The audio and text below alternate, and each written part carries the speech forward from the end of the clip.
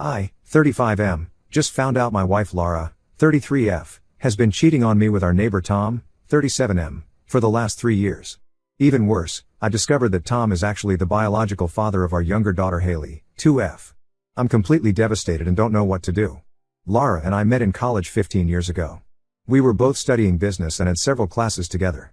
At first, we were just friends, often studying together and hanging out in the same group. But over time, our relationship grew into something more. We started dating in our junior year and things just clicked.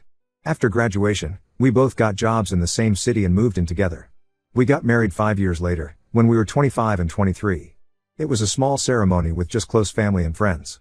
We were so happy and excited to start our lives together. We both wanted kids, but decided to wait a few years to establish our careers first. When we were ready, we tried for a while but had some difficulty conceiving. It was a stressful time, with doctor's appointments and fertility treatments. But finally, after almost a year of trying, Laura got pregnant with our daughter Emma. Emma's birth was the happiest day of my life. She was perfect, with Laura's blue eyes and my dark hair.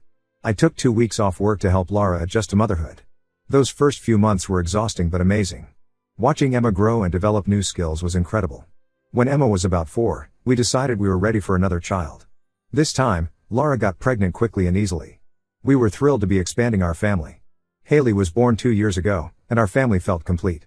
We moved into our current neighborhood about 4 years ago, just before Haley was born. That's when we first met Tom and his wife Rachel, 35F. They lived 2 houses down from us and seemed like a nice couple. Tom works in IT and Rachel is a teacher. They didn't have any kids, but we found out later they had been trying unsuccessfully for years. At first, we just exchanged friendly waves and small talk when we saw each other outside. But over time, we started hanging out more. We'd have cookouts in each other's backyards, or get together to watch football games. Our kids loved playing with their dog. Tom and Rachel even babysat for us a few times when Laura and I wanted a date night. I considered Tom a good friend. We'd often grab beers together after work or on weekends. He seemed like a stand-up guy. I never suspected anything was going on between him and Laura. About 6 months ago, I started noticing some changes in Laura's behavior. She was spending more time on her phone, being secretive about her messages, and going out more often without explanation. At first I tried not to think much of it, figuring she was just busy with work or needed some time to herself. But as the weeks went on, I got more and more suspicious. She'd get dressed up to go grocery shopping or have long phone conversations in another room. When I'd ask who she was talking to, she'd say it was just work stuff. A few times, I came home early from work to find her scrambling to close browser windows on her laptop. I tried to talk to her about it, ask if everything was okay. But she'd just say I was being paranoid and that nothing was going on. I wanted to trust her, but something felt off. Last week, I finally decided to check Laura's phone while she was in the shower. I know it was an invasion of privacy, but I couldn't shake the feeling that something was wrong. What I found was far worse than I ever imagined. There were hundreds of intimate texts and photos exchanged between her and Tom going back almost 3 years. They had pet names for each other and talked about how much they loved each other. There were messages coordinating meetups while I was at work or out of town. They even had a code word they'd text each other when they wanted to hook up. But the worst part was yet to come. As I kept reading through their messages, I came across one from around the time Haley was conceived where Laura told Tom she was pregnant and that the baby was definitely his. There were follow-up messages about how they needed to be careful so I wouldn't suspect anything, and how Tom wished he could claim the baby as his own. My daughter, who I've loved and raised for the past 2 years, isn't even mine biologically. Every memory I have of her birth, her first steps, her first words, it's all tainted now. I feel like my whole life for the past 3 years has been a lie. I confronted Laura as soon as she got out of the shower. At first she tried to deny everything, saying I was misunderstanding things. But when I showed her the messages she broke down crying and admitted it was all true. She begged me to forgive her and said she would end things with Tom, but I was too angry and hurt to even consider it. I told her to get out and that I wanted a divorce. Laura left to stay with her sister. I told her not to come back until I figured out what I wanted to do. She's been calling and texting constantly, begging for another chance. But I just can't see how I could ever trust her again after such a massive betrayal that went on for years. The past few days have been a complete nightmare. I've barely been able to eat or sleep. I can't stop thinking about all the times we spent with Tom and his family, knowing now that he and Laura were sneaking around behind my back that whole time. I feel like such an idiot for not realizing what was going on. I haven't told anyone else about the situation yet. Emma is confused about why Mommy suddenly left and keeps asking when she's coming home. I've just been telling her that Mommy had to go away for work for a while. I have no idea what to do about Haley. Even though she's not mine biologically, I still love her and have raised her as my own for the past 2 years. But every time I look at her now I'm reminded of Laura's betrayal. Tom's wife Rachel deserves to know the truth, but I'm not sure if I should be the one to tell her or how to even approach that conversation. Part of me wants to confront Tom and beat the crap out of him, but I know that won't actually solve anything. I'm meeting with a lawyer next week to discuss my options for divorce and custody. I definitely want primary custody of Emma, but I'm torn about what to do regarding Haley. Legally, I'm still her father since I'm on the birth certificate, but knowing she's not biologically mine makes things more complicated. Lara has been blowing up my phone begging for another chance, saying it was a mistake and that she still loves me. But I don't see how I could ever trust her again after such a massive betrayal that went on for years. Tom has also tried reaching out, probably to do damage control, but I've ignored all his messages so far. I'm angry, hurt, and completely lost about what to do next. How do I even begin to move forward from something like this? Should I try to maintain a relationship with Haley even though she's not biologically mine? Do I tell Rachel about the affair or let Tom deal with that? Any advice would be appreciated because right now I feel like my entire life has fallen apart. Update 1: It's been about 2 weeks since I found out about Lara's affair with Tom and that he's Haley's biological father. A lot has happened since then and I wanted to give an update. First, I ended up telling Rachel, Tom's wife, about the affair. I felt she deserved to know the truth, even if it wasn't my place to tell her. I invited her over to my place while Tom was at work and showed her the text messages I had found. She was absolutely devastated, even more so when she learned that Haley was actually Tom's daughter. Apparently they had been struggling with infertility for years and had just started looking into IVF options. Rachel told me they had been trying to have a baby for their entire 10-year marriage. They had gone through multiple rounds of fertility treatments, all of which failed. It had put a huge strain on their relationship and finances. Finding out her husband had fathered a child with someone else while she was going through all that was a huge blow. Rachel left Tom immediately after finding out. She's staying with her sister for now while she figures out her next steps. Tom tried to beg for forgiveness but she wasn't having any of it. I actually feel bad for her, she's collateral damage in this whole mess through no fault of her own. As for Lara, she's still trying to convince me to give her another chance. She keeps saying it was a mistake, that she loves me and wants to work things out for our family. She claims the affair just happened and that she never meant to hurt me. But I just can't get past the years of lying and sneaking around. Plus, the fact that she deliberately got pregnant by another man and passed the child off as mine for 2 years is unforgivable in my eyes. Lara has tried to explain her reasons for the affair. She said she felt neglected and unappreciated in our marriage. Apparently Tom made her feel desired and important in a way that I wasn't. She also said that after having Emma, she worried that I saw her more as a mother than a woman. Tom apparently made her feel sexy and wanted again. I'll admit that our marriage wasn't perfect.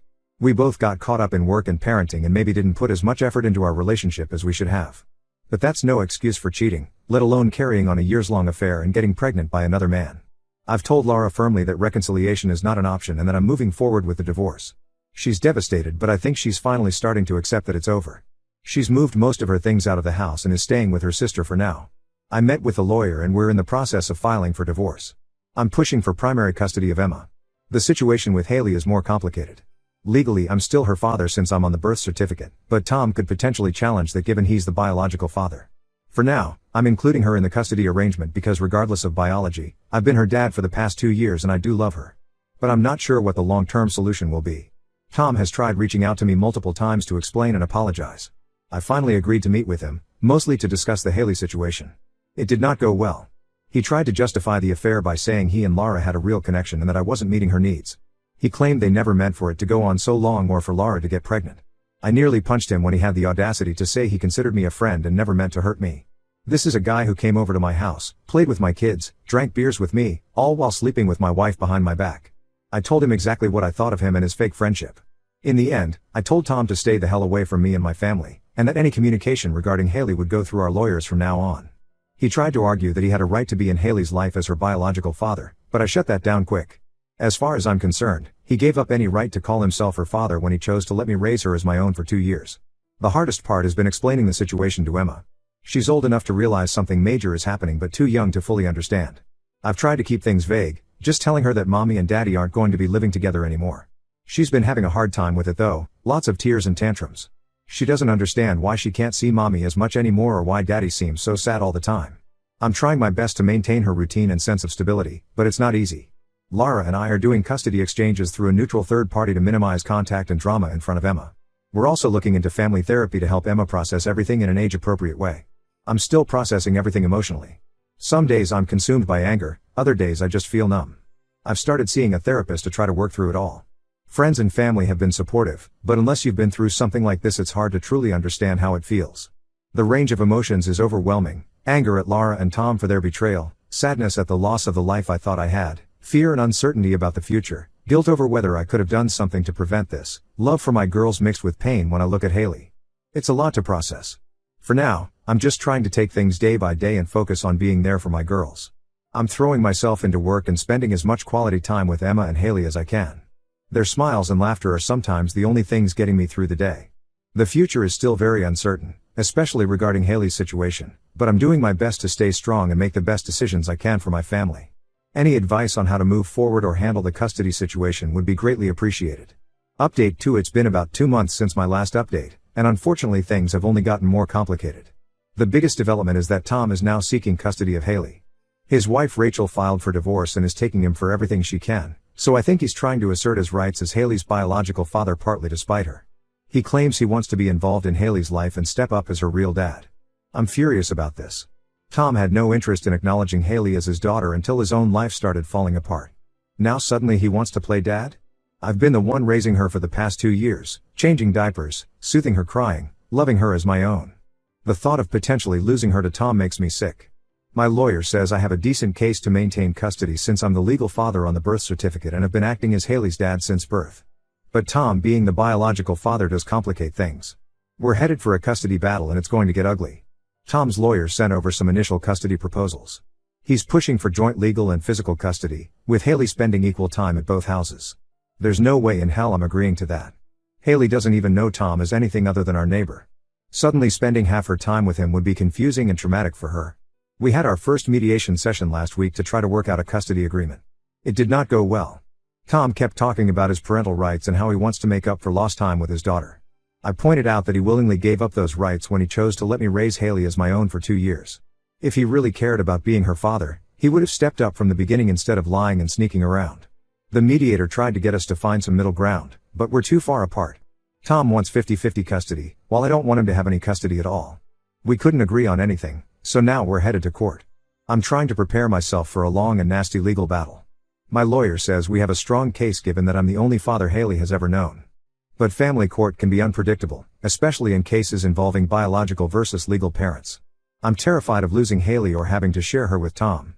Lara is actually siding with me in the custody dispute, saying she wants me to remain Haley's primary father figure. I think she realizes how badly she screwed up and is trying to make amends. But I don't trust her motivations. For all I know, she could be trying to manipulate me into reconciling.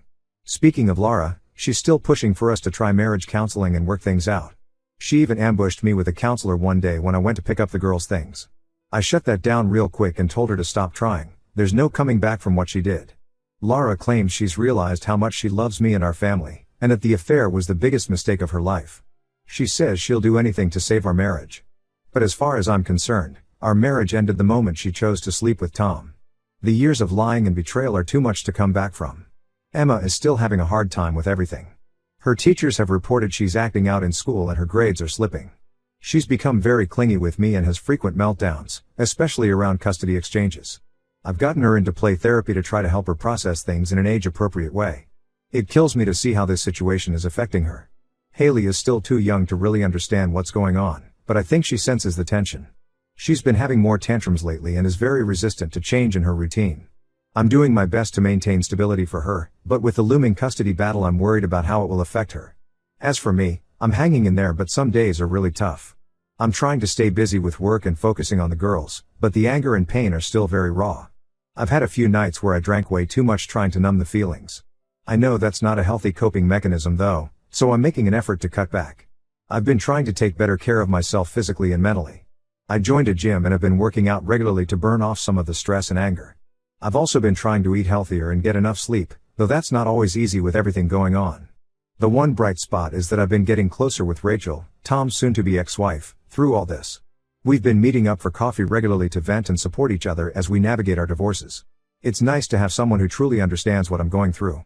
To be clear, there's nothing romantic there, we're just friends supporting each other through a difficult time. Rachel has been a great source of support and information.